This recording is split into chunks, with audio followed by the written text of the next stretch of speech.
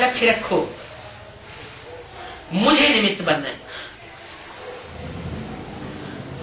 क्या कहा? मुझे निमित्त बनना है, ये लक्ष्य रखो। तो क्या 500 करोड़ आत्माएं ऐसा समझ के बैठ जाएं? हाँ कि 9 लाख प्रजावर की आत्माएं ये समझ के बैठ जाएंगी हैं? कि दूसरे धर्मों के जो हैं 12-12 के ग्रुप, वो समझ के बैठ जाएंगे? पहले कौन समझ के बैठेगा? हैं? अपने अपने धर्मों का जो मुख्य है।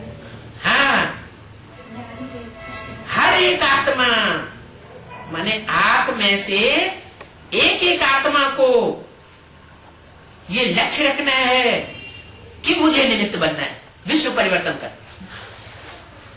सिर्फ 3 बातों का स्व में संकल्प मात्र भी न हो, ये परिवर्तन करो। कौन कौन सी 3 बातों का संकल्प मात्र नहीं हो? एक है परचिंतन। क्या? विश्व के परिवर्तन में पहला काम क्या? परचिंतन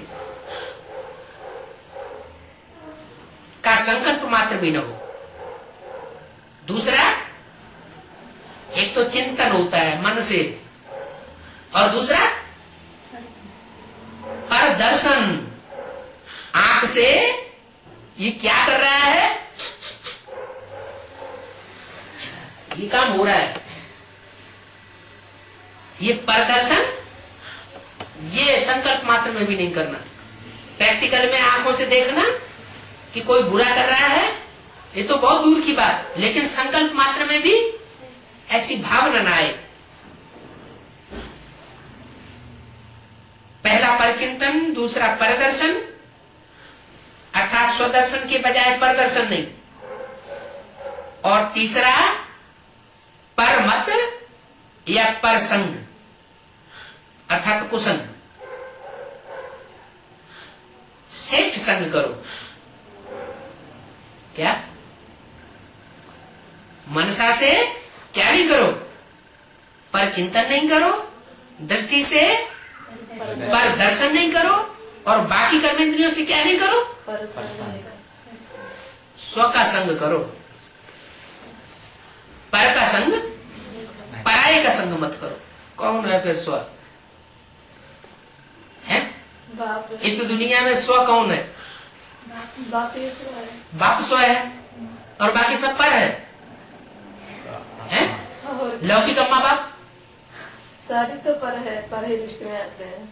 लौकिक अम्मा बाप के लिए भी कह दिया है मुरली में,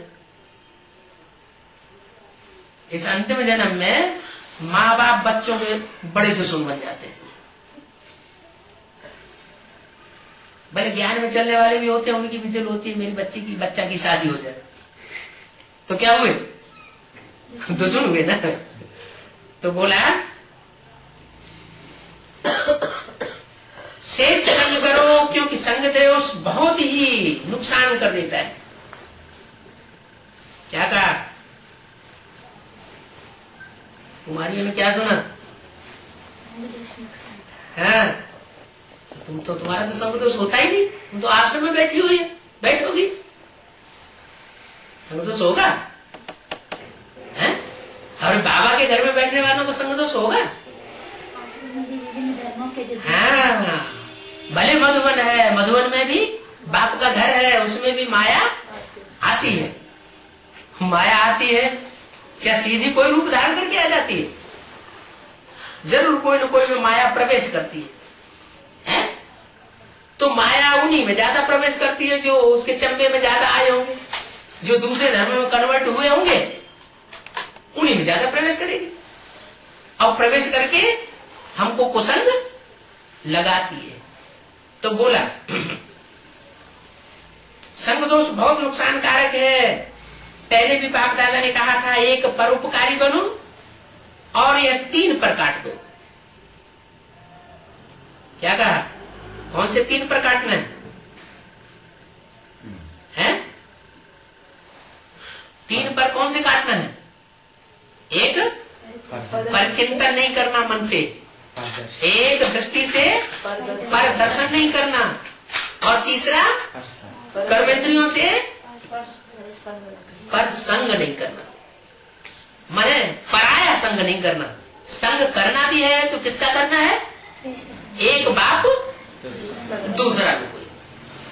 आपस में भी एक दूसरे का अगर संग किया तो भी मटका नीचे ऊपर हो जाएगा।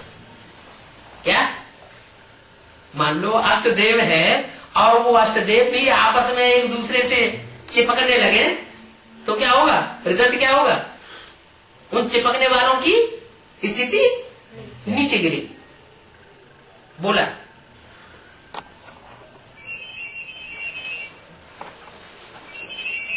एक परोपकारी बनो और ये 3 प्रकार के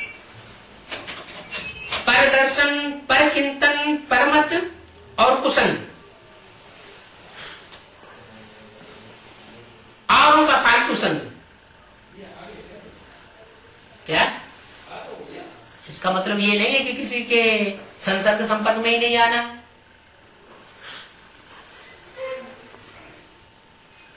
मान लो घर में खाना बनाने का काम है, हमें नहीं करना, दूसरों के संग में आना पड़ता है। सफाई का काम हमें नहीं किसी के संग में आना, दूसरों के संग में आना पड़ता है। नहीं तो निमित्त बन के करना है। हाँ वो तो वो सेवा छोड़ देंगे तो दुआएं कैसे मिलेंगी?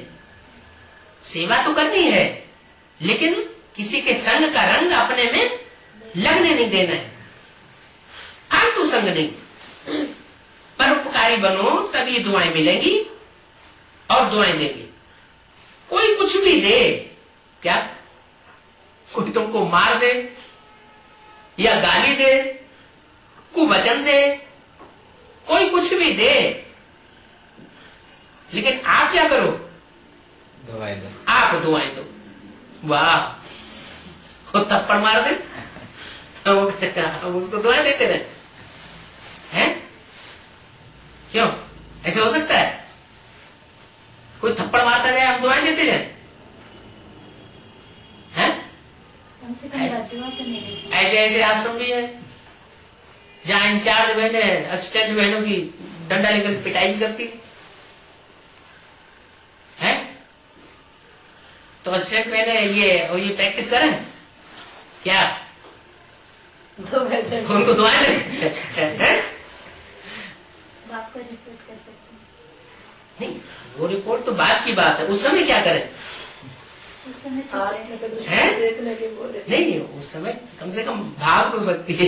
अच्छा जो क्रोधी है उसका सामना थोड़ी करना चाहिए। एक तो भाग जाना, तो भाग जाने से वो जो विकर्म कर रहा है अच्छा वो विकर्म करने से बच जाएगा। तो पहली तो दुआ उसको यही लग गई है, और फिर दूर जाकर के उसके बारे में अच्छे अच्छे वाइब्रेशन फैलो। क्यों?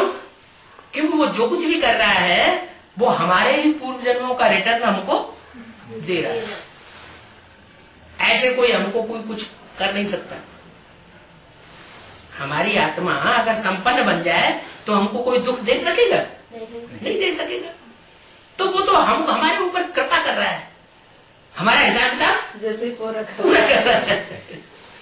तो जो हिसाब किताब पूरा कर रहा है वो तो तुमको दुआ दे रहा है मारपीट करके। तुम ऐसा समझो।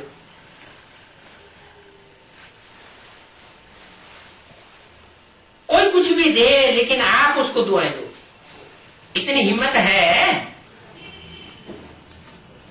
बहुत हिम्मत का काम है हिम्मत। तो बाप दादा कहते हैं सर्व चारों ओर के सेंटर्स वालों को क्या कहा? अगर आप सब बच्चों ने हिम्मत रखी,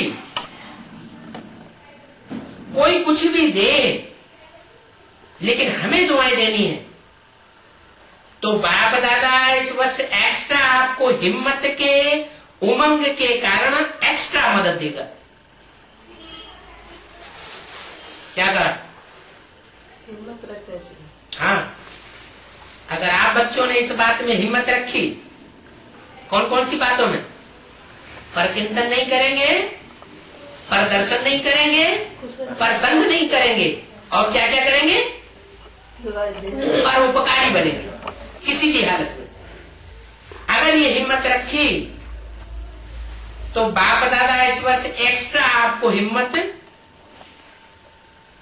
उमंग और मदद देंगे। एक्स्ट्रा मदद देंगे किनको? जो हिम्मत रखने वाले, जो इस बात के लिए हिम्मत उठा के बीड़ा उठाएंगे, मदद देंगे। लेकिन दुआएं देंगे तो मदद देंगे। अगर क्रोध आ गया किसी के ऊपर तो मदद नहीं नहीं मिलेगा। देंगे। मिक्स नहीं कर देना कि दुआएं और अभिशाप दोनों मिक्स कर दो।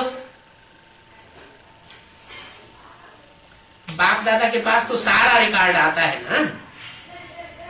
संकल्प में भी दुआओं के बदले और कुछ भी न हो, हिम्मत है। अगर हिम्मत है तो हाथ उठाओ।